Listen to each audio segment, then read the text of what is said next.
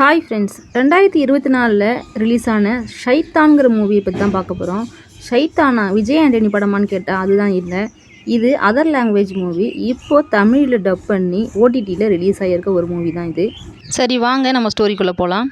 படம் ஸ்டார்ட் ஆனதுமே நம்மளை கன்ஃபியூஸ் பண்ணுற மாதிரி ஒரு அடையாளம் தெரியாத ஒரு ஆள் செத்து நொதிச்சு போன எலியை ஒரு கவரில் தூக்கி போட்டுட்டு போகிறாரு.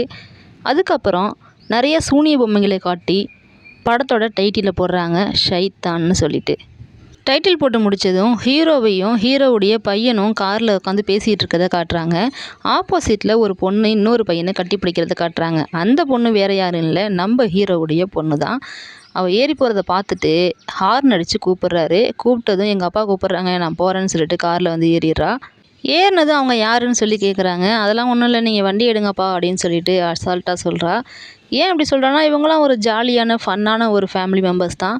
ஸோ எதையுமே சீரியஸாக எடுத்துக்க மாட்டாங்க. நாங்கள் லடாக் ட்ரிப் போடணும், அது போகிறதுக்கு நான் நிறைய திங்ஸ் வாங்கணும் அப்படின்னு சொல்லிக்கிட்டு இருக்காங்க. என்னது லடாக் ட்ரிப்பா, அவ்வளோ தூரமா தனியாவா அப்படின்னு சொல்லிட்டு இவர் சாக்கா கேட்குறாரு. யார் யாரெல்லாம் வரா, இந்த வண்டிக்காரனா அந்த வண்டிக்காரனான்னு வண்டி நம்பரையே சொல்லி கரெக்டாக மைன்யூட்டாக கேட்பாரு. நமக்கு தெரிஞ்சு அங்கே ஒரு 5 செகண்ட் நின்று இருப்பார். அந்த 5 செகண்டில் அந்த நம்பரெல்லாம் அவர் ஈஸியாக நோட் பண்ணியிருக்காரு. இதுலேருந்து நமக்கு என்ன தெரியுதுன்னா, இவர் நல்ல மெமரி பவர் உள்ள ஆளுன்னு தெரியுது. அதெல்லாம் என்னால் சொல்ல முடியாது, நான் லடாக் ட்ரிப் போகிறேன் அது மட்டும் கன்ஃபார்ம் அப்படின்னு சொல்லிட்டு சொல்லுவாள். அந்த குட்டி பையன் இருக்கான் இல்லையா, அவன் கேட்பான், நீ பர்மிஷன் கேட்குறியா இல்லையா, ஆர்டர் போடுறியா அப்படின்னு சொல்லிட்டு கேட்பான். ரொம்ப ஸ்மார்ட்டான பையன். அதுக்கப்புறம் அவங்க வீட்டை காட்டுவாங்க. வீட்டில் அவங்களுடைய வேலையை பார்த்துட்டு இருப்பாங்க. ஜோதிகா தான் இதில் ஹீரோயின், அதாவது அந்த ஹீரோவுடைய ஒய்ஃபு. அவங்களுக்கு லடாக் போகிற ட்ரிப்பு பிடிக்காது, அதனால் எனக்கு இதில் சம்மதம் இல்லை அப்படின்னு சொல்லுவாங்க. இருந்தாலும் அவர் ஒத்துப்பார், ஏன்னா பொண்ணோட சந்தோஷத்துக்காக ஒத்துப்பார். ஒத்துக்கிட்டதுக்கு அப்புறமா என்ன சொல்லுவாருன்னா, நீ அங்கே போனதுக்கு அப்புறம் எனக்கு கால் பண்ணணும், மெசேஜ் பண்ணணும், எங்கெங்கே இருக்குன்னு இன்ஃபர்மேஷன் கொடுத்துக்கிட்டே இருக்கணும், லைவ் லொக்கேஷன் எப்பவும் ஆன்லேயே இருக்கணும். அது மட்டும் இல்லாமல் எனக்கு கால் பண்ணுறதுக்கு தேவையில்லாத ரீசன்லாம் சொல்லக்கூடாது. லாஸ்ட் டைம் சொன்ன மாதிரி பாஸ்வேர்டு மறந்துட்டேன்னு சொல்லக்கூடாது, இதான் உன் பாஸ்வேர்டுன்னு சொல்லி அவர் கரெக்டாக அவளுடைய பாஸ்வேர்டை சொல்லுவார். ஏன்னா நம்ம ஆளுக்கு தான் மெமரி பவர் அதிகம் இல்லையா, அதனால் கரெக்டாக சொல்லுவார். அந்த குட்டி பையனும் அவங்க அப்பாவும் ஃப்ரெண்ட்ஸ் மாதிரி பழகுவாங்க. எல்லாம் பேசிகிட்டு இருக்கும்போதே பக்கத்தில் பார்த்தா நமக்கு தெரியும் பணக்கட்டு நிறையா இருக்கும், ஒரு பேக்கும் இருக்கும். இது எல்லாத்தையும் அடுக்கி வச்சு இதை நம்ம ஃபார்ம் ஹவுஸுக்கு போகும்போது கரெக்டாக பத்திரமா எடுத்துகிட்டு போகணும் அப்படின்னு சொல்லி ஜோதிகா கிட்ட சொல்கிறாரு.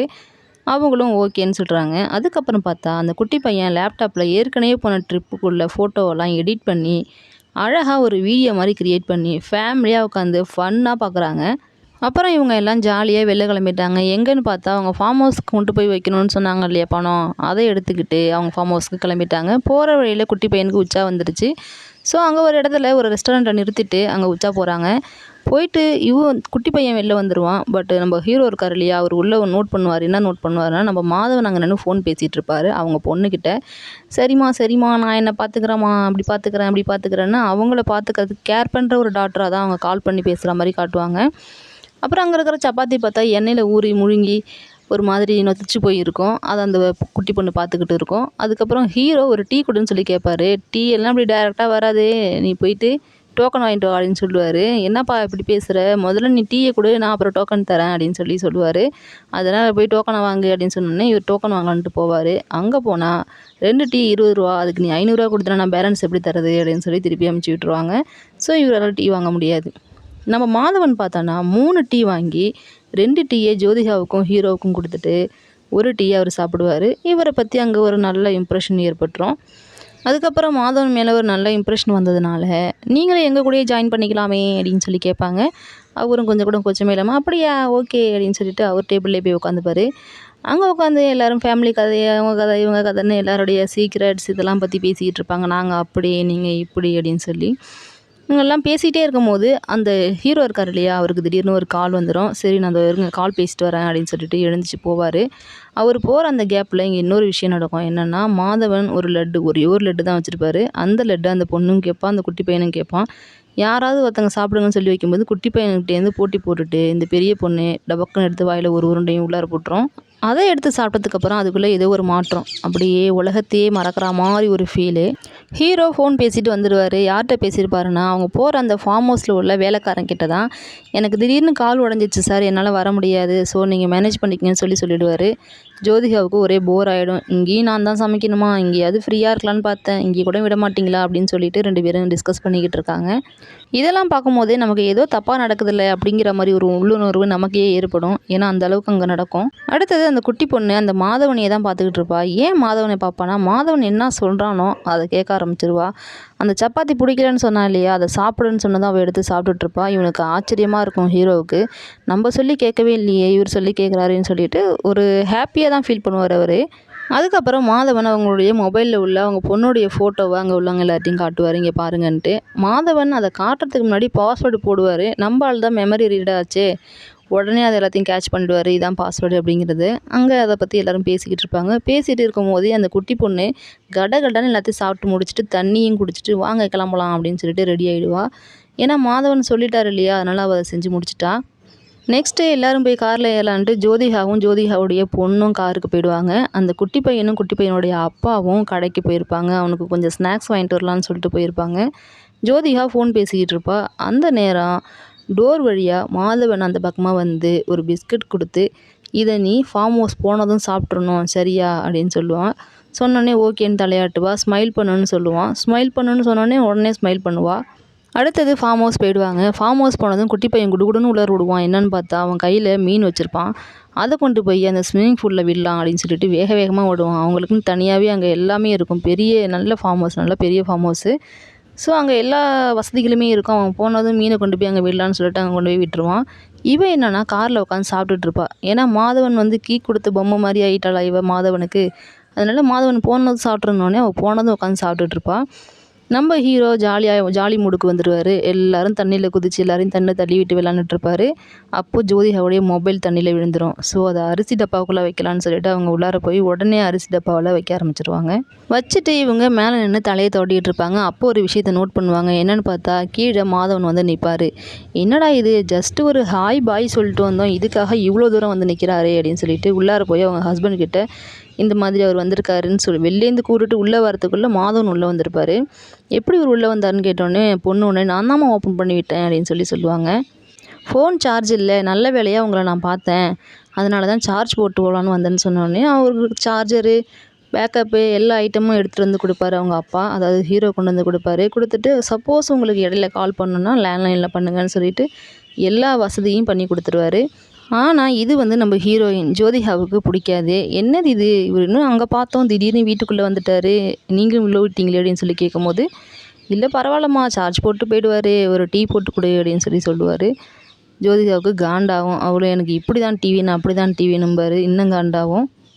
டீயை வாங்கிக்கிட்டு நல்லா கால் மேலே கால் போட்டு ராஜா மாதிரி உட்காந்துருப்பாரு. உள்ளே போய் ஜோதிகா இதை பற்றி டிஸ்கஸ் பண்ணோம் அவங்க ஹஸ்பண்ட் கூட. எனக்கு என்னமோ இது சரின்னு பட்டல, என்னமோ தப்பாக இருக்குது, நான் சொன்னால் கேளுங்க, அவரை அனுப்பிச்சி விட்ருங்கன்னு சொன்னோன்னே, சரி நீ டீ கொடுத்துட்டுல இரு, நான் கீழே போய் கொஞ்சம் நேரத்தில் பேசி அனுப்பிச்சி விட்டுறேன், பார்த்துக்கலாம் விடு, எதுக்கு டென்ஷனாக வர, இது ஒன்றும் அவ்வளோ பெரிய விஷயம் இல்லையே அப்படின்னு சொல்லி இவங்க பேசிப்பாங்க.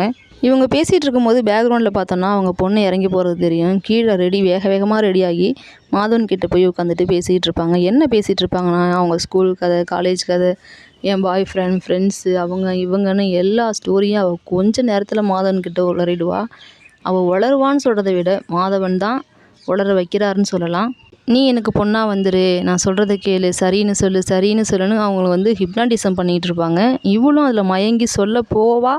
அதுக்குள்ளே அந்த குட்டி பையன் பாலை விட்டு எறிஞ்சு அடிச்சிருவான்.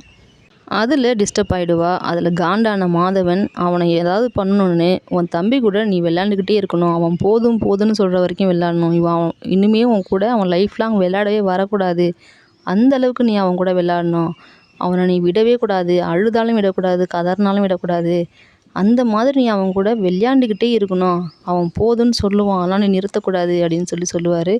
இவன் சொல்லி முடித்ததுமே இவன் போய் விளையாட ஆரம்பிச்சிருவா. அவன் கூட ஊஞ்சல் ஆடுவா. அவனுக்கு பயமாக இருக்கும், ஆனால் அலறுவான். அவன் சொல்கிறதே இவள் காதிலே வாங்க மாட்டாள். மாதவன் சொன்னதுனால செய்வா. ஜோதிகா வந்து கத்துவாங்க, அப்பயும் காதில் வாங்க மாட்டா. ஹீரோ வந்து கத்துவார், அப்பயும் காதில் வாங்க மாட்டா. அவள் பாட்டுக்கு விளையாண்டுகிட்டே இருப்பாள். இவன் ஒரே ஒரு வார்த்தையில், அதாவது மாதவன் வந்து ஒரே ஒரு வார்த்தையில் நிறுத்துமா அப்படின்னு சொன்னது டக்குன்னு நிறுத்திடுவா. இவங்க எல்லாரும் அதை கவனிக்கவே மாட்டாங்க. என்னடா இது, நம்ம சொல்லி நிறுத்தலை, அவர் சொல்லி நிறுத்திருக்காரு அப்படிங்கிறத வந்து யாருமே கவனிக்க மாட்டாங்க. தம்பியை தூக்கிட்டு போயிடுவாங்க. அதுக்கப்புறம் எல்லோரும் வீட்டுக்குள்ளே வந்துடுறாங்க. டைனிங் டேபிளில் உட்காந்து டிஸ்கஸ் பண்ணுறாங்க. அப்போ மாதவன், நீங்கள் புள்ள வளர்த்த வளர்ப்பு சரியில்லை, என்ன வளர்ப்பு வளர்த்து வச்சுருக்கீங்கன்னு சொல்லிட்டு ஒரு மாதிரி பேசுவார். டென்ஷன் ஆன ஹீரோ, இதெல்லாம் பற்றி நீங்கள் எதுக்கு பேசுகிறீங்க, வாயை மூடுங்கன்னு சொல்லிட்டு, குட்டி பையனை நீ உள்ளே போடா அப்படின்னு சொல்லி அமுச்சு விட்டுருவாங்க. அதுக்கப்புறம் ஜோதிகாவும் கேட்பாங்க, இந்த வேலையெல்லாம் உங்களுக்கு எதுக்கு, இதெல்லாம் பற்றி நீங்கள் எதுக்கு கேட்குறீங்க, அவர் தான் சொல்கிறாருன்னா நீ எதுக்குடி அவர் சொல்கிறதெல்லாம் செஞ்சுக்கிட்டு இருக்கேன்னு சொல்லி பொண்ணுக்கிட்ட கேட்பாங்க. என்னன்னு தெரியலம்மா, அவர் சொன்னால் அதை செய்யணும் போல் இருக்குது, எனக்கு பிடிக்கலனா கூட நான் அதை செய்கிறேன் அப்படின்னு சொல்லிட்டு சொல்லுவாங்க. உடனே மாதவன் டக்குன்னு ரிமோட் அழுத்துற மாதிரி அழுத்தி, நான் இப்போ சொல்கிறத செய்வா பாருங்க, ஒரு டெமோ காட்டுறேன்னு சொல்லிட்டு உன் பாய் ஃப்ரெண்டுக்கு ஃபோன் பண்ணி பிரேக்கப்னு சொல்லுன்னு சொல்லுவாங்க. மாதவன் சொன்ன அடுத்த செகண்டே ஃபோன் எடுத்து அவள் பிரேக்கப்னு சொல்லிடுவா. இதெல்லாம் பார்த்த ஹீரோ மிரண்டு போயிடுவார். உடனே மாதவனை தரன்னு இழுத்துட்டு வெளில கொண்டு போய் தள்ள பார்ப்பாரு. ஆனால் அவங்க பொண்ணு விடாது. அவங்க அப்பாவே பிடிச்சி தள்ளி விட்டுரும். அந்தாண்ட போங்க, ஏன் அவரை வெளில போக சொல்கிறீங்க அப்படின்னு சொல்லி தள்ளி விட்டுரும். ஜோதிகாவுக்கும் பயமாயிடும். ஏமா இப்படிலாம் பண்ணுற, என்னாச்சுன்னு சொல்லிட்டு அம்மா பாசத்தில் பொங்குவாங்க. ஆனால் யார் சொல்கிறதுமே அவள் கேட்க மாட்டா. மாதவன் சொல்கிறத மட்டும்தான் கேட்பா. மாதவன் ரொம்ப தெனாவட்டா சிரிச்சுக்கிட்டு ஒரு மாதிரி பயங்கரமாக பேசுவாங்க. அப்போ தான் ஜோதிகாவுக்கு எல்லா விஷயமே புரிய வரும். பிளாக் மேஜிக்கா அப்படின்னு சொல்லி கேட்கும்போது, ஆமாம் பிளாக் மேஜிக்கே தான், நான் சொன்னால் உங்கள் பொண்ணு செய்வா அப்படின்னு சொல்லி மாதவன் சொல்லுவார். நில்லு உட்காரு, நில்லு உட்காரு, நில்லு உட்காருன்னு சொல்லிக்கிட்டே இருப்பார். இவர் எத்தனை தடவை சொல்கிறாரோ அத்தனை தடவை அந்த பொண்ணு செஞ்சுக்கிட்டே இருக்கும். அதுக்கு கால் வலி தாங்காது, இருந்தாலும் இவர் சொல்கிறதுக்காக அது செஞ்சுக்கிட்டே இருக்கும். அடுத்தது மாதவன் அந்த பொண்ணை பார்த்து சிரின்னு சொல்லுவார். அந்த பொண்ணு சிரிக்கும். இப்போ நீ என்ன பண்ணுற, அழுதுகிட்டே இருக்க, எனக்கு முடிஞ்ச வரைக்கும் உன்னால் எவ்வளோ முடியுமோ அழுதுகிட்டே இருக்கேன்னு சொன்னோடனே அழுதுகிட்டே இருப்பாள். அவளால் அழவும் முடியாது, அவகிட்ட ஸ்டாமினாவும் இருக்காது. ஆனால் இவன் சொல்லிட்டாங்கிறதுக்காக அழுவான். இதை பார்த்துக்கிட்டு இருந்த அப்பா அம்மா 2 பேருக்கும் கண்ணு கலங்கும். என்னடா இதுன்னு சொல்லிட்டு அந்த பொண்ணை போய் பிடிச்சி அடக்க ட்ரை பண்ணுவாங்க. ஆனால் அவள் அழுதுகிட்டே இருப்பாள். எவ்வளோ அழ முடியுமோ அவ்வளோ கத்தி அழுவா. டக்குன்னு மாதவன் ஒரே வார்த்தை, சரி போதும் வாமா வந்து உட்காருன்னு சொன்னோடனே டக்குன்னு வந்து உட்காந்துருவா, நிறுத்திடுவா. உனக்கு என்ன தான் வேணும் அப்படின்னு சொல்லி கேட்பாங்க. என்ன வேணும்னு கேட்டதும், எல்லாருடைய மொபைல்ஸ் இங்கே எடுத்துகிட்டு வா, ஒருத்தரது கூட இருக்கக்கூடாது, எல்லாத்தையும் எடுத்துகிட்டு வான்னு சொல்லி அந்த பொண்ணு கையிலேயே கொடுத்து எல்லாத்தையும் உடைக்க சொல்லுவான். எல்லாத்தையும் அந்த பொண்ணே கீழே போட்டு உடைச்சிரும். ஆனால் ஜோதிகா அந்த அரிசி டப்பாக்குள்ளே வச்ச ஃபோனை மட்டும் மறந்துடுவாங்க. அது மட்டும் மிஸ் ஆகிடும். லேண்ட்லைனில் கட் பண்ண சொல்லுவார். உடனே அந்த பொண்ணு லேண்ட்லைனையும் கட் பண்ணிவிடும். எல்லாமே மாதவன் சொல்கிறது தான் அது செய்யும். இதை எல்லாத்தையும் தாண்டி வெளிலேருந்து ஒருத்தவங்களை நீங்கள் காண்டாக்ட் பண்ணணும்னு நினச்சிங்கன்னு வச்சுக்கோங்களேன், அதோடைய விளைவு ரொம்ப பெருசாக இருக்கும். அதுக்கு நீங்கள் ரொம்ப பெரிய விலை மதிப்பு கொடுக்க வேண்டியதாக இருக்கும். அதனால் யாரையும் காண்டாக்ட் பண்ணாதீங்க அப்படின்னு சொல்லிட்டு அந்த பொண்ணை, டீயே பிடிக்காதுன்னு சொன்ன அந்த பொண்ணை டீ தூள் எடுத்து சாப்பிட சொல்லுவார். இவர் சொன்னாருங்கிறதுக்காக அந்த பொண்ணு டப்பாவை ஃபுல்லாக கொட்டி கை ஃபுல்லாக கொட்டி கடைசியில் டப்பாவில் உள்ளதையும் கொட்டி சாப்பிட முடியாது, வாமிட் வரும் அந்த பொண்ணுக்கு. ஆனாலும் இவர் சொல்கிறாருன்னு செய்யும். ஏன்னா அந்தளவுக்கு இவர் வசியம் பண்ணி வச்சுருப்பார். தடுக்க போன அவங்க அப்பாவையும் போட்டு அடிக்கும், அரையும். அரைஞ்சிட்டு அந்த பொண்ணுக்கு அழுகையும் வரும். ஏன்னா மெயின் நினைவில் இருக்க அந்த பொண்ணுக்கு அழுகை வரும். மாதவனுடைய கட்டுப்பாட்டில் இருக்கிறதுனால அதை வெளிக்காட்ட முடியாது. அதுக்கப்புறம் மாதவனுக்கு ஒரு அடிமை மாதிரி உட்காந்துக்கிட்டு காலை அமுக்கி விட்டுட்டு இருக்கும். இதையெல்லாம் அந்த பெற்றவங்களால பார்க்க முடியாது. அந்தளவுக்கு அங்கே நடக்கும். உனக்கு என்ன தான் வேணும் சொல்லு, என்ன வேணுமோ நான் தந்துடுறேன் அப்படின்னு சொல்லுவாங்க. ஜோதிகா மாதவனை பார்த்து, அப்படி நாங்கள் உங்களுக்கு என்ன பாவம் பண்ணோம், எதுக்காக எங்களை நீ இப்படி படுத்துற அப்படின்னு சொல்லி கேட்பாங்க. அதுக்கு அவர், நீங்கள் எனக்கு எந்த பாவமும் செய்யலை, நல்லது தான் பண்ணியிருக்கீங்க ஒரு பொண்ணை பெற்று, அந்த பொண்ணை என் கூட அமுச்சு வச்சுருங்க, எனக்கு அது போதும். அதுவும் நீங்கள் 2 பேரும் கையை தூக்கி எங்களுக்கு இதில் சம்மதம், உங்கள் கூட பொண்ணை அனுப்பி வைக்கிறதுல எங்களுக்கு சம்மதம்னு சொல்லி எங்கள் கூட நீங்கள் அமுச்சு வைக்கணும், அதை மட்டும் செஞ்சுருங்க. நான் என் வேலையை முடிச்சுட்டு கிளம்பி போயிட்டே இருக்கேன், எனக்கு நிறைய வேலை இருக்குதுன்னு சொல்லுவார். அது மட்டும் நடக்காதுன்னு நம்ம ஹீரோ சொல்லுவார். அப்படி அனுப்பி வைக்கலைன்னா வச்சுக்கோயேன், எனக்கு யாராவது அழுதாலோ புலம்புனாலோ கத்துனாலோ கதறினாலோ ரொம்ப பிடிக்கும். ஏன்னா நான் அந்த மாதிரி ஒரு சேடிஸ்ட்டுன்னு ரொம்ப பயங்கரமாக வில்லத்தனமாக பேசுவாப்புல. இவர் பேசினதும் ஹீரோ திரும்பி பார்ப்பார். யாருன்னு பார்த்தா அந்த குட்டி பையன் கீழே இறங்கி வந்து, என்னப்பா சத்தம் அப்படின்னு சொல்லி கேட்பாரு. கேட்டுக்கிட்டு இருக்கும் போதே அந்த குட்டி பொண்ணை இவன் எட்டி உதச்சிருவான். மாதவன் எட்டி உதச்சிருவார். ஏன் உதைப்பாருன்னா, என்ன வேகமாக அழுத்திக்கிட்டு இருக்க அப்படின்னு சொல்லி உதச்சிருவார். உடனே ஹீரோ பாஞ்சு வந்து அடின்னு மூஞ்சிலே குத்துவார். மாதவன் மூஞ்சிலே குத்திக்கிட்டு இருக்கும்போதே மாதவன் காண்டாகி அந்த குட்டி பொண்ணுகிட்ட, உன் தம்பி தலையை உட அப்படின்னு ஒரே ஒரு வார்த்தை சொல்லுவார். ஜோதிகாவும் போய் தடுக்கும், ஆனால் முடியாது. ஓங்கி ஒரே அடி, குட்டி பையன் மண்டை உடஞ்சிரும். வெளியில் பார்த்தோன்னா யாரோ காலிங் பெல் அடிச்சுட்டே இருப்பாங்க. இவங்க வந்து டோரை ஓப்பன் பண்ண மாட்டாங்க. யாருன்னு பார்த்தோன்னா போலீஸ் தான். சரி காலிங் பெல் அழுத்தியும் வெளில வரலன்னா நம்ம போயிடுவோம் அப்படின்னு சொல்லிட்டு போலீஸே உள்ளே வந்துடுவாங்க. உள்ளே வந்து பார்த்துட்டு இருக்கும்போது இவங்க 3 பேரும் கேஷுவலாக பேசிக்கிட்டு இருக்க மாதிரி தான் தெரியும். அப்படி இப்படி நின்றுட்டுருப்பாங்க. நீங்கள் யார், நீங்கள் தான் ஜோதிகா பேரை சொல்லி நீங்கள் தானே அது, இவங்க ஹஸ்பண்டா, இந்த 3வது ஆள் யார் அப்படின்னு சொல்லி கேட்கும்போது, இது மாதிரி ஃபேமிலி ஃப்ரெண்ட் தான் சார், ஹாப்பி பர்த்டேன்னு சொல்லி விஷ் பண்ணலையாம், அதுக்காக என் மூஞ்சில அடிச்சிட்டாரு, அதுதான் காயம் அப்படின்னு சொல்லி சொல்லுவார். அப்படியா அப்படின்னுட்டு எல்லா இடத்தையும் சுற்றி சுற்றி பார்ப்பாரு. ஆனால் கீழே கிடக்கிற ஃபோன், அதாவது உடஞ்சி கிடக்கிற ஃபோனை பார்க்க மாட்டார், கவனிக்க மாட்டார். இவங்க எப்படி வந்திருப்பாங்கன்னு பார்த்தா, ஜோதிகா அந்த அரிசி டப்பாக்குள்ளே வச்சிருந்த ஃபோன் இருக்கு இல்லையா, அது மூலியமாக தான் இன்ஃபர்மேஷன், அதாவது 100க்கு கால் பண்ணி வந்திருப்பாங்க. எங்களுக்கு யாரோ 100க்கு கால் பண்ணாங்க, அது யாருன்னு தெரியலையேன்னு சொல்லி போலீஸ் விசாரிச்சுட்டு இருப்பாங்க. அப்படியா சார், எங்களுக்கு எதுவும் தெரியலையே, எனக்கு தெரிஞ்சு எங்கள் குட்டி பையன் தான் சொல்லி அதை அமுச்சு விட்ருப்பான்னு நினைக்கிறேன், வேறு எதுவும் கிடையாது, ஸோ சாரி சார், நாங்கள் எங்களுக்கு சம்மந்தம் கிடையாது அப்படின்னு சொல்லி ஏதோ கொஞ்சம் கொஞ்சம் அப்படியே புலம்பி உளறி அனுப்பி வச்சுருவாங்க. ஆனால் அதுக்கு முன்னாடி வெளில கிளம்பலாம் அப்படின்னு சொல்லிட்டு போன போலீஸ்க்கு அங்கே இன்னொரு இது காத்துட்ருக்கோம். அது என்னென்னா, அங்கே கேஸ் ஸ்மெல் வரும். என்னம்மா இது கேஸ் ஸ்மெல் வருது அப்படின்னு சொல்லிட்டு சொல்லுவாங்க. அங்கே போய் பார்த்தா ஜோதிகாவோட பொண்ணு கேஸ் மேலே ஏறிட்டு அப்படியே ஒரு ஸ்பைடர் மாதிரி ஏறிட்டு உட்காந்துட்டு கையில் தீப்பெட்டியோடு உட்காந்துருக்கோம். கேஸை ஆன் பண்ணி விட்டுட்டு, நீ மட்டும் போலீஸ்கிட்ட சொன்னேன்னு வச்சுக்க, பற்ற வச்சிருவேன் அப்படிங்கும். அதோட ஃபோன் எடுத்து கொண்டு போய் போலீஸ்கிட்ட கொடுத்து, இதான் சார் என் ஃபோனு, இது மாதிரி என் குட்டி பையன் தான் அமைச்சிருப்பான்னு நினைக்கிறேன், நான் எதுவும் பண்ணலை, ஃபோன் ஏற்கனவே வந்து சுவிட்ச் ஆஃப் ஆகி தான் இருக்குது அப்படின்னு சொல்லி ஜோதிகா சொல்லும். ஏதோ பேசி இவங்களை அமுச்சு வச்சிடலான்னு பார்ப்பாங்க. மேலே அந்த குட்டி பையன் ரத்த காயத்தோடு படுத்திருப்பான். ஏன்னா அப்போ தான் விழுந்தான் இல்லையா, அடிபட்டான் இல்லையா, அவனுக்கு ட்ரீட்மெண்ட் கூட கொடுத்துருக்க மாட்டாங்க. அதுக்குள்ளே போலீஸ் வந்துடுவாங்க. போலீஸ் எல்லாத்தையும் பேசிட்டு, இன்னொரு தடவை இது மாதிரி பண்ணாதீங்கம்மா, எங்களை வந்து தொந்தரவு பண்ணாதீங்க, உண்மையிலேயே நீங்கள் ஆபத்தில் இருந்தீங்கன்னா உங்களை வந்து எங்களால் காப்பாற்ற முடியாமல் போயிடும், அதனால் இன்னொரு தடவை இந்த மாதிரி விளையாடாதீங்க, பசங்கக்கிட்டேயும் சொல்லி வைங்க அப்படின்னு சொல்லிட்டு போலீஸ் அந்த இடத்த விட்டு காலி பண்ணிவிடுவாங்க. அப்புறம் அந்த கேஸ் ஸ்மெல்லுக்கும் அது டோர் ஓப்பன் பண்ணி விட்டுருக்கோம் சார், இப்போ தான் போயிட்டுருக்கு, இன்னும் கொஞ்சம் நேரத்தில் காலி ஆகிடும் அப்படின்னு சொல்லி சொல்லுவாங்க. அப்புறம் போலீஸ் கிளம்புவாங்க. கிளம்பும்போது பார்த்தா அந்த குட்டி பையன் மேலேருந்து இறங்கி வருவான். ஆனால் ஃபுல்லாக இறங்கி வந்திருக்க மாட்டான், அதனால் போலீஸ் பார்த்துருக்க மாட்டாங்க. ஜோதிகா உடனே ஓடி, என் பொண்ணு விட்டுரு, அதான் போலீஸ் போயிட்டாங்களே அப்படின்னு சொல்லி கெஞ்சுவாங்க. அப்படியா அப்படின்ட்டு அதப்பு மேலே நிற்பாப்புல அவர். உடனே ஃபோனை தூக்கி கீழே உடச்சிட்டு, இந்த ஃபோனையும் உடச்சிட்டேன், போதுமா என் பொண்ணை வீடு அப்படின்னு சொல்லிட்டு பொண்ணை போய் கூப்பிட்டு வருவாங்க. 2 பேரும் கட்டி பிடிச்சிட்டு ஒரே அழுக. ஏன்னா பொண்ணு கொளுத்திட்டு செத்து போயிருந்தா என்ன பண்ணுறது அப்படின்னு சொல்லி யோசிச்சு அவங்க அழுவாங்க. நம்ம ஹீரோ இருக்கார் இல்லையா, ஜோதிகாவுடைய ஹஸ்பண்ட், அவர் வந்து ஒரு பேக் ஃபுல்லாக நகை பணம் எல்லாம் எடுத்துகிட்டு வந்தார்ல, அதை கொண்டு வந்து மாதவன் கிட்ட கொடுத்து, தயவு சேர்ந்து இடத்த விட்டு காலி பண்ணு அப்படின்னு சொல்லுவார். சொன்ன வேகம் மாதவன் அதை எடுத்துகிட்டு வெளில போவார். அவர் போகும்போதே நமக்கு தெரியும் அவர் வேறு ஏதோ பண்ண போகிறாருன்னு. வெளில பார்த்தா திடீர்னு ஏதோ நெருப்பு எரியிற மாதிரி தெரியும். என்னடா இது அப்படின்னு சொல்லிட்டு போய் வெளில பார்த்தாங்கன்னா, எல்லாத்தையும் தூக்கி போட்டு கொளுத்திட்டு இருப்பார் மாதவன். எனக்கு என்ன உங்களை மாதிரி இந்த காசு பணம்லாம் பெரிய விஷயம் நினச்சியா, நான் உங்களை விட பெரிய ஆள்றா, நான் கடவுளும் கிடையாது மனுஷனும் கிடையாது, சாத்தான் ஷைத்தான்டா அப்படின்னு சொல்லி சொல்லுவார். அந்த தீ எரிஞ்சுக்கிட்டு இருக்கும்போது அவர் முகத்தை பார்க்க கொஞ்சம் பயங்கரமாக தான் இருக்கும். இன்றைக்கி ஒரு ஸ்பெஷலான நாள், என்ன நாள்னு தெரியுமான்னு சொல்லிட்டு ஏதோ ஒரு பேர் சொல்லி, அந்த மாதிரி ஒரு பயங்கரமான நாள் இது, 1000 வருஷத்துக்கு ஒரு தடவை மட்டுமே வரக்கூடிய நாள் இது, இந்த இரவு என்னுடையது, எனக்கான இரவு, ஒரு சொட்டு கூட வெளிச்சமே இல்லாமல் இருக்கிற ஒரே ஒரு இரவுனா அது இன்றைக்கி மட்டும்தான், நிலா வெளிச்சம் கூட இருக்காது, இந்த நாளுக்காக தான் நான் இத்தனை நாளாக வெயிட் பண்ணிக்கிட்டு இருந்தேன், என் வேலையை பார்க்க விட்டேன்னா என் வேலையை பார்த்துட்டு போய்கிட்டே இருப்பேன் அப்படின்னு சொல்லி சொல்லுவார். மறுபடியும் மாதவன் உள்ளே வந்துடுவாப்புல. உள்ளே வந்து அந்த பொண்ணுக்கிட்ட நீனே ஒன்று அரைஞ்சிக்கன்னு சொல்லுவார். ஏன் அரைஞ்சிக்கன்னு சொல்லுவார்னா, ஃபோன் இருந்தது உனக்கு தெரிஞ்சும் நீ அதை என்கிட்ட காட்டி குடிக்கல, அதனால் நீனே ஒன்று அரைஞ்சிக்கன்னு சொல்லுவார். அந்த பொண்ணும் ரத்தம் வர அளவுக்கு அடிச்சுக்கிட்டு இருக்கோம். ஹீரோவால் எதுவுமே பண்ண முடியாது. ஒரு வலிமை இழந்த ஒரு அப்பாவா மாடிக்கு போயிட்டே இருப்பார் அவர் பாட்டுக்கு, இதை பார்க்க முடியாமல். கீழே ஜோதிகா மட்டும் இருப்பாங்க. அதோடு மட்டும் நிறுத்தாமல், நீ டான்ஸ் ஆடு, எனக்கு வந்து கொஞ்சம் என்டர்டெயின்மெண்ட் வேணும், டான்ஸ் ஆடு, நான் பார்க்கணுன்னு சொல்லிட்டு இவர் படுத்திருப்பார். ஃபோன் நோண்டிகிட்ருப்பார் ஹாயாக. அந்த பொண்ணும் இவன் சொல்கிற வரைக்கும் நிறுத்துகிற வரைக்கும் ஆடிக்கிட்டே இருக்கும். அதெல்லாம் என்ன ஸ்டெப்லாம் போட முடியுமோ போட்டுட்ருக்கோம். உடம்பு வலி தாங்காது, கை கால் வலி தாங்காது. இடையில கொஞ்சோண்டு தண்ணி குடிமான்னு ஜோதிகா கொண்டு வந்து கொடுப்பாங்க. அதையும் கீழே ஊற்று அப்படின்னு சொல்லுவார். உடனே கீழே ஊற்றிடுவாங்க. அதை கூட அந்த பொண்ணை குடிக்க விட மாட்டார் மாதவன். அந்த அளவுக்கு கொடுமை பண்ணுவார். அதை பார்க்க முடியாமல் ஜோதிகாவும் மேலே ஏறி போயிடுவாங்க. என்ன பண்ணுறான்னு சொல்லி ஹீரோ கேட்பார். அவனுக்கு காவலுக்கு நம்ம பொண்ணை நிறுத்தியிருக்கான், அதுவும் கத்தியை கையில் கொடுத்து நிறுத்தியிருக்கான், யாராவது வந்தால் குத்திட சொல்லியிருக்கான் அப்படின்னு சொல்லுவாங்க. கீழே போய் ஹீரோ பார்த்துட்டு வரலான்னு சொல்லிட்டு கீழே போய் பார்ப்பாரு. அப்போ பார்த்தா ரொம்ப கொடுமையான ஒரு விஷயம் அங்கே நடக்கும். அந்த பொண்ணு நின்ன இடத்துலையே உச்சா போயிட்டுருக்கும். ஏன்னா அதை கண்ட்ரோல் பண்ண முடியாது.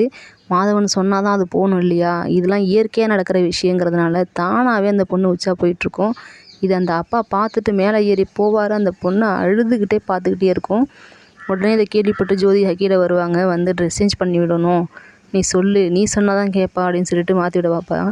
ஏன் இங்கேயே மாற்றேன், உள்ளே கொண்டு போயெல்லாம் மாற்றணுன்னு அவசியம் இல்லையேன்னு சொல்லுவாங்க. சொன்னதும் பொண்ணை கொண்டு போய் மறைச்சிப்பாங்க. ஏன்னா இவர் சொன்னோன்னே அவர் செஞ்சிருவார் இல்லையா, அதனால் நின்று மறைச்சிப்பாங்க. கிட்ட போய் போடலான்னு போனாலும் அவள் போட்டுக்க மாட்டா. உடனே அவங்ககிட்ட கெஞ்சுவாங்க, தயவு செய்து நான் சொல்கிறத கேளு, இதை மட்டும் என் பொண்ணுக்கு சேஞ்ச் பண்ணி விட்டுறேன் அப்படின்னு சொல்லிட்டு போட்டு விடுவாங்க. போட்டு விட்டுட்டு கத்தியை எடுத்துகிட்டு குத்தலான்னு சொல்லிட்டு அவள் கையில் உள்ள கத்தியை வாங்கிட்டு போவாங்க. மாதவனுக்கும் ஜோதிகாவுக்கும் அந்த இடத்துல ஒரு ஃபைட் நடக்கும். இந்த கேப்பில் நம்ம ஹீரோ விண்டோ வழியாக பேக் சைடாக இறங்கி உள்ளார வந்து மாதவனை அடிக்கலான்னு சொல்லிட்டு அவர் கொஞ்சம் கொஞ்சமாக இறங்கிக்கிட்டு இருப்பார். அதுக்குள்ளே இங்கே மாதவனுக்கும் ஜோதிகாவுக்கும் பயங்கர ஃபைட் நடக்கும். மாதவன் ஜோதிகாவுடைய கழுத்தை பிடிச்சிருவார். ஜோதிகா அவர் முடியை பிடிச்சிட்டு உழுக்குவாங்க. அதுக்கப்புறம் ஜோதிகாவை கீழே வச்சு போட்டு இவர் அடிக்கலாம் அப்படின்னு சொல்லி ட்ரை பண்ணும்போது அவங்க பொண்ணு கீழே கிடந்த கத்தி எடுத்துகிட்டு குத்த வந்துடும். அதுக்குள்ளே நம்ம ஹீரோ வந்து பிடிச்சிருவாரு. பிடிச்சிட்டு அம்மாவே குத்த போறியா அப்படின்னு சொல்லிட்டு பிடிச்சி பின்னாடி ஒரு இடத்துல கட்டி வச்சிருவாரு. ஏன்னா இந்த பொண்ணோட கையெல்லாம் கரெக்டாக இருக்கிறதுனால தானே மாதவன் சொல்கிறது கேட்குது. அதனால கையை பிடிச்சி நல்லா கட்டி வச்சிருவாரு. கட்டி வச்சுட்டு மாதவனுக்கும் ஹீரோவுக்கும் பயங்கர ஃபைட் நடக்கும். போட்டு புரட்டி அடிச்சுக்கிட்டு இருப்பாப்புல. பயங்கர ஃபைட் நடக்கும். அந்த கேப்லேயும் மாதவன் என்ன சொல்லுவாருன்னா, நான் சொல்கிற வரைக்கும் சிரிச்சுக்கிட்டே இரு, சாகிற வரைக்கும் சிரின்னு சொல்லி ஒரு வார்த்தை சொல்லுவார். உடனே அந்த பொண்ணு சிரிக்க ஆரம்பிச்சிடும். சிரிக்குன்னா நார்மலாக சிரிக்காது, பயங்கரமாக சிரிச்சுக்கிட்டு இருக்கும். ஒரு பக்கம் கண்ணில் தண்ணியும் ஓடும், ஒரு பக்கம் அந்த பொண்ணு சிரிச்சுக்கிட்டும் இருக்கும். இயற்கையாக நடக்கிற விஷயமும் நடக்கும், இதுவும் செயற்கையாக செய்ய வைக்கிற விஷயமும் நடக்கும். உடனே மாதவன் எழுந்து நின்று சிரிச்சுக்கிட்டு, இப்போ நீ என்னை கொன்னுட்டேன்னா உன் பொண்ணு சாகிற வரைக்கும் சிரிச்சுக்கிட்டே செத்து போயிடுவா. இப்போ என்னை கொல்லணுமா உன் பொண்ணை காப்பாற்றணுமா நீனே யோசிச்சுக்கோ, நான் சொல்கிறத கேளு, பிரச்சனை வேணாம், என் கூட அமுச்சு வச்சிரு, எல்லாமே முடிஞ்சிடும் அப்படின்னு சொல்லி ரொம்ப சாஃப்டாக சொல்லிகிட்ருப்பாரு. அம்மாவும் அப்பாவும் காதில் கையை வச்சுட்டு உட்காந்துருப்பாங்க. ஏன்னா இவ சிரிக்கிறத அவங்களால கேட்க முடியாது. அதனால் காதில் கையை வச்சுட்டு உட்காந்துருப்பாங்க. உடனே இவர் நிறுத்துன்னு சொல்லுவார். அவள் சிரிக்கிறதுல நிறுத்திடுவா. கொஞ்சம் கொஞ்சமாக சைக்கலாஜிக்கலி அவங்கள பயங்கரமாக டார்ச்சர் பண்ணுவார் மாதவன். பயமாக இருக்கும் படம் பார்க்கும்போது. எந்த அளவுக்கு பயங்கரமாக இருக்குன்னா, பேயும் வராது, ரத்தமும் சொட்டாது. ஆனால் அந்த பொண்ணை இன்ன இடத்துலேருந்தே கொடுமை பண்ணுவார். அந்த பொண்ணை வச்சு அந்த ஃபேமிலியவே கொடுமை பண்ணுவார். பார்க்கவே பயங்கரமான சீனாக இருக்கும் அது. மாதவன் இன்னும் பயங்கரமாக மாறி அந்த பொண்ணுக்கிட்ட, உன் தம்பியை குத்தி கொன்னுடு அப்படின்னு சொல்லுவார். உடனே இந்த பொண்ணு வேக வேகமாக மாடிக்கு ஓடும். பின்னாடியே அவங்க அப்பா அம்மா 2 பேரும் ஓடுவாங்க. இதெல்லாம் ஜாலியாக என்ஜாய் பண்ணி பார்த்துட்ருப்பார் மாதவன். மேலே நின்று அந்த குட்டி பையனும் பார்த்துருவான். பார்த்துட்டு உடனே டோரை ஓடி போய் சாத்திப்பான். அவன் சாத்திக்கிட்டு அடுத்த செகண்டு இந்த பொண்ணுங்க ஒடியாந்துடும். இந்த பொண்ணை பிடிச்சிட்டு போய் ஜோதிகா அடின்னு அடிக்கும். தம்பியே கொல்லுவியான்னு சொல்லிட்டு போட்டு அடிக்கும். அடிச்சுட்டு 3 பேரும் உட்காந்து ஸ்டோர் ரூம்லேயே உட்காந்து பேசிகிட்டு இருப்பாங்க. ஏம்மா இப்படிலாம் பண்ணுற, எதுக்குமா இப்படிலாம் பண்ணுறேன்னு ஜோதிகா ரொம்ப அன்பாக சொல்லிகிட்டு இருக்கோம். அந்த பொண்ணும் அழுகும், நான் வேணுங்கன்னு பண்ணலப்பா, இன்னமும் எனக்கே தெரியாமல் இதெல்லாம் நடக்குது, சாரிப்பான்னு சொல்லி இதுக்கு என்ன தான் முடிவுன்னு தெரியலையேன்னு சொல்லிகிட்டு இருக்கும் போது இந்த பொண்ணு எழுந்து வெளில போய் எனக்கு தெரியும்னுட்டு சொல்லிகிட்டே போயிட்டே இருக்கும். டக்குன்னு டோரை க்ளோஸ் பண்ணிவிட்டு கத்தி எடுத்துகிட்டு அவங்க தம்பியை கொல்ல போயிடும். இவங்க 2 பேரும் ஸ்டோர் ரூம்குள்ளே மாட்டிப்பாங்க. அவங்க தம்பி எங்கே பார்த்தாலும் தேடி பார்க்கும், ரூமில், ஹாலில், மேலே கீழேன்னு எங்கே பார்த்தாலும் தேடி பார்க்கும். ஆனால் கடைசியில் அந்த தம்பி எங்கே இருப்பான்னா மொட்டை மாடியில் ஒரு இடத்துல ஒளிஞ்சிக்கிட்டு இருப்பான். அது இவங்களுக்கு தெரியாது. இவங்க ரொம்ப நேரமாக தேடிக்கிட்டு இருப்பாங்க. வெளில மழை வேறு பெஞ்சிக்கிட்டு இருக்கும். அந்த மழையில் போய் இந்த குட்டி பையன் ஒளிஞ்சிக்கிட்டு இருப்பான். அந்த மேலே டெரஸ்க்கு போகிற அந்த டோரை வந்து குட்டி பையன் சாத்தி வச்சுட்டு தான் போயிருப்பான். ஸோ அதையும் இவங்க போட்டு உடச்சி திறக்க ட்ரை பண்ணிகிட்ருப்பாங்க. அதுக்குள்ளே அவங்க அப்பா அந்த ஸ்டோர் ரூமில் உள்ள டோரை திறந்துக்கிட்டு வெளில வந்துடுவாங்க. கடைசி நேரத்தில் வந்து காப்பாற்றலாம் அப்படின்னு சொல்லிட்டு வரும்பொழுது அவன் தம்பியை மேலேருந்து தூக்கி போடுறதுக்காக இப்படி தூக்கி வச்சுக்கிட்டு இருக்கோம். அந்த நேரம் ஹீரோ மேலே ஏறுவார். கையில் ஒரே குத்து கத்தியை வச்சு ஹீரோவை கீழே தள்ளி விட்டுரும். இவ்வளோ கொடூரமான விஷயங்கள் நடந்துகிட்டு இருக்கும்போது மாதவன் அங்கே உட்காந்து ஹாயாக ஜாலியாக கேம் விளையாண்டுட்ருப்பாரு. ஹீரோ பல படிக்கட்டில் உருண்டு கீழே வந்து விழுந்து அந்த கையில் உள்ள கத்தியோடையே ஓடி போய் அவங்க பிள்ளைய எப்படியாவது கீழேருந்தாவது கேட்ச் பிடிக்கலான்னு சொல்லிட்டு ஓடுவார். ஓடி போய் இவர் போய் கேட்ச் பிடிக்கவும் அந்த பையன் நல்லா தரையில் வந்து பொத்துன்னு விழவும் கரெக்டாக இருக்கும். விழுந்து ரத்தம்லாம் தெரிச்சு போய் கிடக்கும். மேலே நின்று நம்ம தம்பியை தள்ளி விட்டுட்டோமேன்னு அவள் அழுதுட்டு மட்டும் நிற்பா. ஆனால் அவளால் அது எதுவுமே பண்ண முடியாது. ஜோதிகாவும் கிட்ட வந்து பார்ப்பாங்க. அதாவது எப்படி வந்து பார்ப்பாங்கன்னா, இறந்து போயிட்டாங்கங்கிற ஒரு ஃபீல்லே கிட்ட வந்து பார்க்க வருவாங்க. ஆனால் அவங்க அப்பா மேலே தான் கையை வச்சுருப்பாரு. அவன் உயிரோடு இருக்கிறது தெரியும். கொஞ்சோண்டு மூச்சு விடுவான். இவனை எப்படியாவது காப்பாற்றணும், தயவுசெய்து நான் சொல்கிறத கேளுன்னு சொன்னானே. மாதவனும் சொல்லுவார், நானும் அதான் சொல்கிறேன், நீ காப்பாற்றணும்னு நினச்சேன்னா உன் பொண்ணை என்கிட்ட விட்டுட்டு நீ கூட்டிட்டு போய் காப்பாற்றலாம் அப்படின்னு சொல்லி சிரிச்சுக்கிட்டே சொல்லுவார். இவங்களும் வேறு வழி இல்லாமல் அழுதுகிட்டே நாங்கள் எங்கள் பொண்ணை அவங்க கூட அமுச்சு வைக்கிறோம் அப்படின்னு சொல்லிடுவாங்க. சொல்லிவிட்டு அந்த குட்டி பையனை காப்பாற்றலான்னு சொல்லிட்டு காரில் கொண்டு போய் வச்சுட்டு ஜோதிகா விட்டு ட்ரைவ் பண்ண சொல்லிவிட்டு நீ போ நான் பார்த்துக்கிறேன்னு சொல்லி இவர் அமுச்சு வைப்பார். மாதவனும் அந்த பொண்ணை கூப்பிட்டுட்டு ஒரு காட்டு பாதையில் எங்கேயோ அடர்ந்த காடு வழியாக எங்கேயோ போயிட்டுருப்பாரு. இதுக்கப்புறம் தான் மூவியில் பயங்கரமான ட்விஸ்ட் எல்லாம் இருக்குது. ஏன் ஜோதிகாவை மட்டும் கூப்பிட்டு போக சொன்னாங்க, ஏன் இவர் போகலை அப்படிங்கிறதுக்கான ஆன்சர்லாம் இனிமேல் தான் கிடைக்கும். ஜோதிகா மட்டும் அந்த அடர்ந்த காடு வழியாக பையனை கூப்பிட்டு போயிடுவாங்க ஹாஸ்பிட்டலுக்கு. மாதவன் அந்த பொண்ணை கூப்பிட்டுட்டு அவரும் அந்த காட்டுக்குள்ளே எங்கேயோ ஒரு இடத்துக்கு போயிடுவார். இவர் ஹீரோ அந்த கத்தியோடையே கையில் வச்சு கட்டு போட்டுக்கிட்டு இருப்பார். ஏன் கத்தியை உருவிட்டு போட்டிருக்கலாமே நமக்கு தோணும். அதுக்கான ஆன்சரும் உங்களுக்கு எண்டில் தான் கிடைக்கும். அதோடையே வச்சு கட்டு போட்டுட்டு அடுத்த வேலை என்ன பார்ப்பாருன்னா, இவர் வேகமாக இன்னொரு இடத்துக்கு போவார். எங்கன்னா அந்த குக்கு ஒருத்தர் இருந்தார் இல்லையா, எனக்கு கூட காலில் அடிபட்டுடுச்சு என்னால் வர முடியாதுன்னு சொன்னார்ல, அவரை போய் பார்க்க போவார். இந்த நேரத்தில் அவரை பார்த்து என்ன ஹெல்ப் கேட்க போகிறாரு அப்படின்னு தான் நமக்கு இருக்கும். அங்கே போவார். இன்னொரு பக்கம் மாதவனை பார்த்தா ஜாலியாக நடந்து வந்துட்டுருப்பாரு. அவரு பின்னாடி நிறைய பொண்ணுங்க நடந்து வந்துட்டுருப்பாங்க. அடர்ந்த காட்டுக்கு நடுவில் ஒரு பங்களா மாதிரி பாழடைஞ்ச பங்களா இருக்கும். அது பார்த்தா நல்லா யூஸில் இருக்க மாதிரி தான் தெரியும். ஏன்னா அங்கே அவ்வளோ பொண்ணுங்க இருப்பாங்க. அந்த பொண்ணுங்க எல்லாம் மாதவன் சொல்கிற பேச்சை கேட்டுட்டு, அதாவது மாதவன் வர வரைக்கும் என்ன சொல்லணும்னு சொல்லி கொடுத்துட்டு போயிருக்காரோ அதை தான் அவங்க செஞ்சுக்கிட்டு இருப்பாங்க. ஒரு பொண்ணு ஊஞ்சல் ஆடிக்கிட்டே இருக்கும், ஒரு பொண்ணு விளாண்டுக்கிட்டே இருக்கும், ஒரு பொண்ணு சிரிச்சுக்கிட்டே இருக்கும். இந்த மாதிரி ஆளுக்கு ஒரு வேலையை செஞ்சுக்கிட்டு இருப்பாங்க. ஹீரோ அங்கே போய் அந்த குக்கை எழுப்பி பார்ப்பாங்க. அந்த குக்கு எந்திரிக்க மாட்டார். ஏன்னா உடம்பு சரியில்லை இல்லையா, நல்லா தூங்கியிருப்பார். ஆனால் அவங்க ஃபோனில் பார்த்தா லொக்கேஷன் காட்டும். என்னடா இது லொக்கேஷன் காட்டுது அப்படின்னு பார்த்தா நம்ம ஹீரோ பார்த்து வச்ச வேலை தான் அது. மாதவனுடைய லாக்கை அவர் அங்கேயே பார்த்தாரு இல்லையா, அந்த தாபாவிலேயே வச்சு பார்த்தாரு இல்லையா, அந்த லாக்கை எடுத்துகிட்டு அவருடைய லொக்கேஷனை இந்த குக்குக்கு அனுப்பி வச்சுருக்காரு. இப்போ மாதவன் எங்கே போனாலும் அந்த லொக்கேஷன் தெரியும் இல்லையா, அதனால் குக்குக்கு அனுப்பிச்சிட்டு வச்சுருவாரு. அந்த ஃபோனை எடுத்துக்கிட்டு இவர் கிளம்பிடுவார். ஏன்னா அந்த லொக்கேஷன் தான் முக்கியம் இல்லையா, அதனால் ஃபோனை மட்டும் இவர்கிட்ட சொல்லாமல் இவர் பாட்டுக்கு எடுத்துகிட்டு வந்துடுவார். அங்கே மாதவனை பார்த்தோன்னா பயங்கரமாக அப்படியே ராஜா மாதிரி ரெடி ஆகிட்டுருப்பார். கண்ணில் உள்ள காண்டாக்ட் லென்ஸ்லாம் ஒன்று ஒன்றா எடுப்பார். என்னென்னத்தையோ பூசுவார் மூஞ்சில். அவருக்கு மேக்கப் பண்ணி விட்றதுக்குன்னே அங்கே ஒரு குரூப் இருக்கும், அரவாணிங்க குரூப் இருப்பாங்க. காலில் நிறையா இதெல்லாம் போட்டுவிட்டு மோதிரத்தெல்லாம் காலில் போட்டு விடுவாங்க. நிறைய ஒரு பெரிய தீப்பிழம்பை ரெடி பண்ணி வச்சுருப்பாங்க அங்கே உள்ள கேர்ள்ஸ்லாம் சேர்ந்து. இதெல்லாம் எதுக்குன்னு நம்ம பார்த்தோன்னே தெரிஞ்சிருக்கோம் எல்லாரையும் பலி கொடுக்க போகிறாங்கன்னு. அதே மாதிரி வெளில வந்து நின்றுட்டு மாதவன் கத்துவார், நான் சொல்கிறதா நீங்கள் கேட்கணும், நான் தான் இனிமேல் இந்த உலகத்தை வாழ போகிறேன்னு சொல்லிகிட்ருப்பார். சொல்லிவிட்டு நான் ரெட் கலர் பொம்மையை தூக்கி இந்த இதுக்குள்ளே போடும்போது எல்லாமே முடிஞ்சிடும், நான் சொல்கிறது தான் நீங்கள் கேட்கணும் அப்படின்னு சொல்லிவிட்டு, நான் ஒரு பிளாக் கலர் பொம்மை போடும்போதும் நீங்கள் ஒரு ஸ்டெப்பு முன்னாடி வரணும், நான் ரெட் கலர் பொம்மையை போடும்போது எல்லோரும் உள்ளார குதிச்சிடணும்னு சொல்லிகிட்ருப்பார். நம்ம ஹீரோ அந்த இடத்துல என்டர் ஆகிடுவார். என்டர் ஆனதுமே அந்த அரவாணிகள் கூட இருந்தாங்க இல்லையா, அவங்க ஹீரோவை போட்டு அடிச்சு போட்டு துவச்சிக்கிட்டு இருப்பாங்க 2 பேர் சேர்ந்துக்கிட்டு. அங்கே பார்த்தோன்னா ஒரு ஸ்டெப்பாக அந்த கேர்ள்ஸ்லாம் முன்னாடி எடுத்து வச்சுட்டு வந்துகிட்டே இருப்பாங்க. எத்தனை பேர் அங்கே இருப்பாங்கன்னா மொத்தம் 108 பேர் இருப்பாங்க. 108 பேரையும் பலி கொடுத்து இவர் ஏதோ வரம் வாங்குறதுக்காக தான் இதை பண்ணுறாருங்க நமக்கு பார்க்கும் போதே தெரியும். அங்கே உள்ள அந்த 2 பேரையும் அடித்து போட்டுட்டு இவர் அந்த பங்களா கிட்டே வந்துடுவார். பங்களா கிட்டே வந்து பார்த்தா எல்லாரும் அந்த தீப்பிழம்பை நோக்கி போயிட்டுருப்பாங்க. இவருக்கு அப்படியே மனசே பதைக்கும். ஏன்னா அங்கே போயிட்டுருக்கிறது அவர் பொண்ணும் தான். அவர் பொண்ணு மட்டும்தான்னு பார்த்தா இங்கே இத்தனை பொண்ணு இருப்பாங்க, இத்தனை பொண்ணும் அங்கே வந்துட்டுருப்பாங்க. அதை பார்த்துக்கிட்டு இப்படி கிட்ட வந்துக்கிட்டு இருக்கும்போது பின்பக்கமாக வந்து ஒரு அணவாணி போட்டு அவங்கள அடிச்சிடும். அடித்து போட்டு தரன்னு இழுத்துட்டு வந்து மாதவன் கிட்டே போடும். அது வரைக்கும் அவங்க பொண்ணு பார்த்துக்கிட்டே தான் இருக்கும். அந்த பொண்ணால் எதுவுமே செய்ய முடியாது. மாதவன் சிரிச்சுக்கிட்டே என்ன பண்ணுவாருன்னா ஹீரோ மேலே காலை வச்சு நீங்கள் நடக்கிறத எல்லாத்தையும் பார்த்துக்கிட்டே சாவுடாங்கிற மாதிரி பேசுவார். அதுக்கப்புறம் ஹீரோ கிட்ட ஒரு சில டயலாக்லாம் பேசிட்டு நான் தான் பெரிய ஆள், நான் தான் ஆள போகிறேன் அப்படின்னு நிறைய கதையெல்லாம் பேசிட்டு என்ன பண்ணுவார் மாதவன்னா அவருடைய வேலை பார்க்க போயிடுவார். அவருடைய பேலன்ஸ் ஒர்க் இருக்கு இல்லையா, அதை பார்க்குறதுக்காக போயிடுவார். மந்திரத்தை சொல்லிக்கிட்டே இருப்பார். மந்திரத்தை சொல்லிக்கிட்டே அடுத்தடுத்த பொம்மையை தூக்கி போட்டுட்ருப்பார். அந்த பொண்ணுங்களும் ஒரு ஸ்டெப்பாக எடுத்து வச்சு முன்னாடி வந்துக்கிட்டே இருக்கும். அதுவும் கடகடன்னு ஆடிக்கிட்டே வந்துகிட்டே இருப்பாங்க. எல்லாத்தையும் ஹீரோ பார்த்துட்டே இருப்பார். அவரால் எதுவுமே செய்ய முடியாது.